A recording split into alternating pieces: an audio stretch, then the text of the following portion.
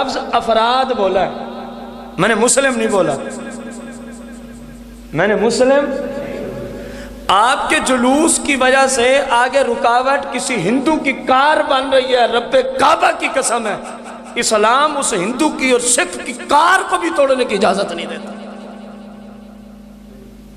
اس کا قصور کیا ہے؟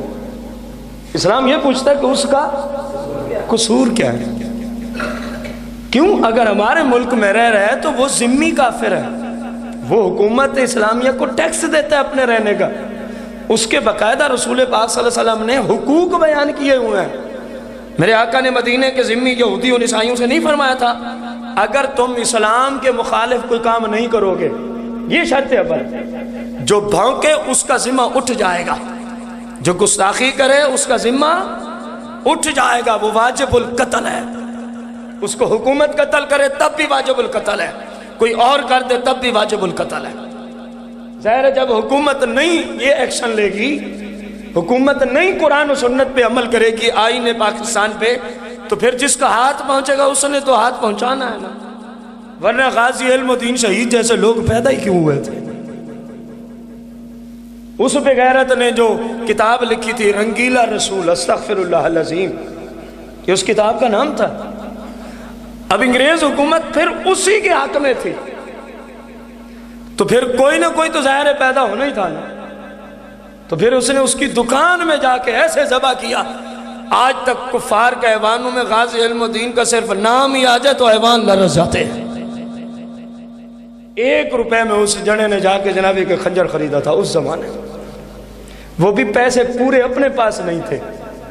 بالکل اچھے سیرت کے مالک تھے، جو کماتے تھے یہ فرنیچر کا کام آپ کرتے تھے، سکول بالکل نہیں پڑھے تھے، بالکل ہی گئے تھے، لیکن والد نے دیکھا غازی جو ہے یہ علم و دین جو ہے یہ سکول پڑھ نہیں سکتا، نکال کے اپنے ساتھ کام میں لگا دیا، اپنے ساتھ کچھ پیسے جو کم ہوتے تھے 1 روپے میں وہ اپنی بھابھی سے مانگے تھے کہ مجھے آج اتنے پیسے چاہیے، تو لے کے نکلے، کباڑ کی دکان سے خنجر خریدا، کباڑ کی دکان سے، اور پہلے تو پتہ ہی نہیں تھا، سنتے تھے کہ یار کسی نے گستاخی کی ہے،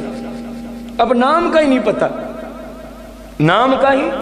جب مسلمانوں نے لوہاری گڑھ میں بہت لمبا چوڑا جلسہ کر رکھا تھا، اس میں انگریز کی طرف سے پولیس آئی، وہ کہنے لگے 5 منٹ کا ٹائم ہے، اس جلسے کو ختم کرو ورنہ ہم گولی کا آرڈر دے دیں گے۔ مسلمانوں نے آگے سے نعرے لگائے تھے غلامی رسول میں موت بھی قبول ہے، کہا تو 5 منٹ کی مہلت دیتا ہے، تو ابھی گولی چلا، ہم نہیں ختم کرتے۔ ہمارے آقا مولا کی شان میں وہ بھونکتا ہے اور تم ہمیں احتجاج سے ہی روکنے آ گئے ہو، ہم نے کسی کا نقصان کیا؟ پھر مجبوراً اس کو سائیڈ پہ ہونا پڑا، مسلمان نہیں اٹھے تھے، مسلمان